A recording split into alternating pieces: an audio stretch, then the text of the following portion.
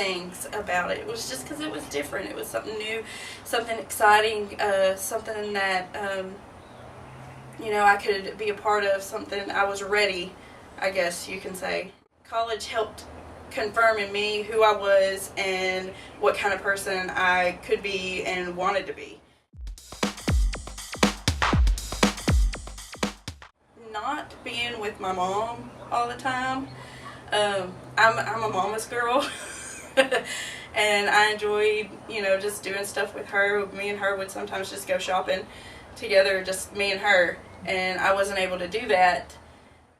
And so just being on my own, that really was kind of difficult, and it's really new and something that, I thought I was ready for, but it was difficult to transition into.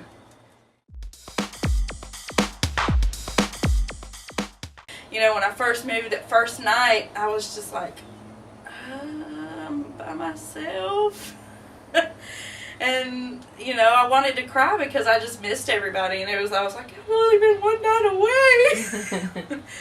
But, eventually I know I prayed so many nights, just like, Lord, give me the strength to just get through another night and get through another day. For a long time, I had a hard time sleeping because I just knew none of my family was near.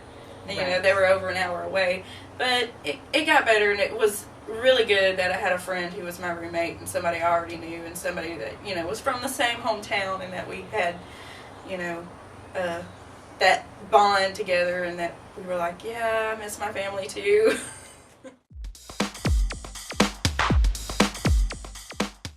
Well, I call my parents all the time. I was always, probably every day, talking to my mom. I talked to my sister probably on the internet just about every day.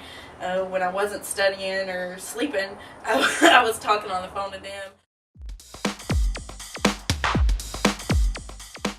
One thing that, when I was pressured to do something, one thing that really made me not want to do it was the fact that I lived in a small town and that my parents could find out easily. And I think back in high school, it was like, well, that's not me. I am the goody two-shoes, what everybody says I am. And then in college, it was one of those things where what they don't know won't hurt them. But in college, too, they would ask you to go somewhere, and you're like, no. And they're like, okay, well, maybe next time. You're like, yeah, maybe next time. And they would leave it at that. They wouldn't say anything else. If you didn't go, fine. If you went, fine. They didn't force you. They didn't push you. And but I think it was easier to give in to the peer pressure just because you knew you were away from your parents and that you wouldn't get caught as easily, and the only person that you had to deal with was yourself, but then ultimately you had to deal with God.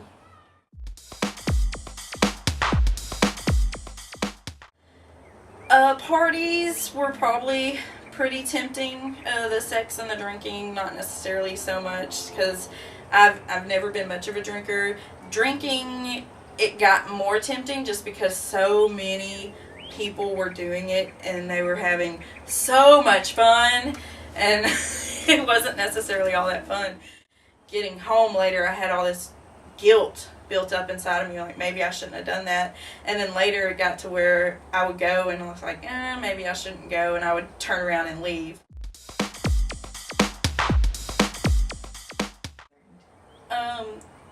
I would say if you know there's something that's not right there, then you shouldn't be there. If you get there, if it's a party that you've been invited to and you get there and you see that there's a problem, it's something you don't agree with personally, morally, biblically, anything you don't agree with, then you should leave, because you should never make yourself feel uncomfortable. Because the more you make yourself feel uncomfortable, eventually it's not going to feel uncomfortable anymore. And if you're not happy with the party, you've been invited to all these parties, throw your own party. Invite your own friends and set your own rules, saying we're not going to have drinking here. You can't smoke, and no, that's my bedroom, stay out of it.